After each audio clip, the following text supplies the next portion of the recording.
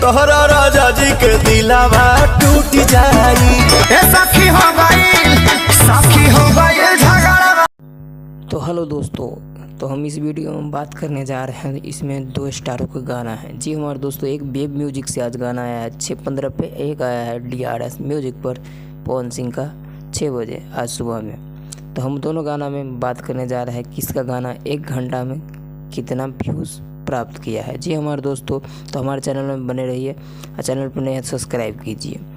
तो पवन सिंह का 1 घंटा में 34,000 व्यूज़ और 55,000 लाइक प्लस हो गया है। जी हमारे दोस्तों, आप देख सकते हैं फ़ोन के स्क्रीन पर।